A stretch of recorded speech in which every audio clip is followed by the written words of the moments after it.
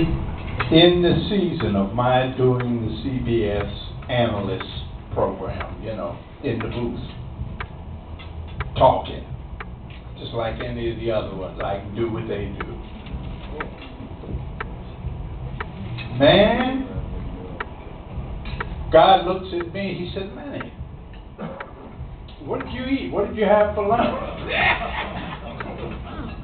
I said, well, I had to look the menu over. I said, everything, man, was big bucks, man. I said, I had to be cool. He said, what do you mean, be cool? I said, well, you know, I got this American Express card that they give all of us. I don't want to overdo it. One thing, I didn't want them to see any alcohol on there.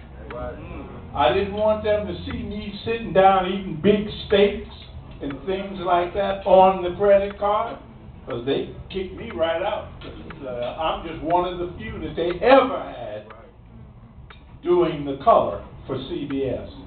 So I was watching me, because I know the situation, and I knew the situation, and I knew where to put me and how to put me, and in what situation, when, where, why, who, and all of that.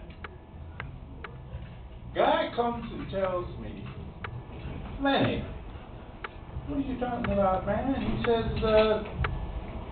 your American Express card, so we all got them. He said, they're unlimited. I said, what do you mean, unlimited? He said, these are unlimited expense accounts. You can get whatever you want. So if you drop something on your shirt, go down to the store and buy a couple shirts. If you mess your suit up or whatever, get a suit or two and get some shoes and whatever. Just put it on the American Express card.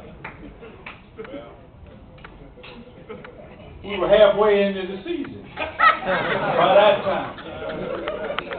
Then they finally let me in that the American Express card was unlimited expense. Always first class, I'm riding back there. Trying to be cool, trying to save some dough, because I know they're going to check on me and see what I'm doing and make sure there's no drinks on there and whatever. And I watched myself the whole way. Nobody till this day ever told me the American Express card was unlimited. Till this day. Well, of course, they didn't call me back the second year. They didn't call me back. I called them and wanted to know how come I wasn't invited back to the CBS team. See, I always made it a point to check with my producers and directors after every game that we telecast. And I checked with them to find out, am I doing it right? Or what can I do to better myself and whatever. And whatever. They said, Len, just keep doing what you're doing. You're doing a fine job.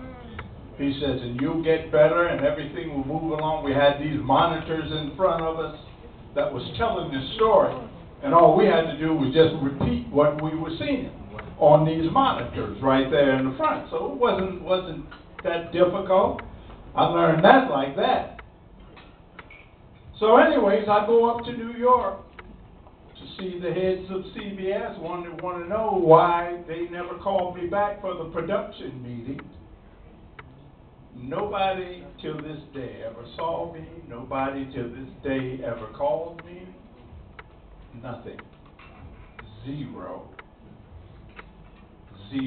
to this day. And boy, I thought I had really struck gold when they called me that you're part of the CBS team. And they worked me for a year, and they didn't have nobody back there for quite a few years even after that, of color. So anyways, I'm just saying this to say this.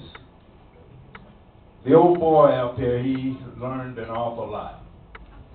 I've been searching for me for many, many years. I've been looking for me. When I was at Penn State, I was looking for me. When I came down to the Baltimore Colts, I was looking for me, trying to find me. Came down to Baltimore looking for me. Big Daddy Lipscomb, Jim Parker, all of them was trying to look for themselves and find themselves in the midst of who they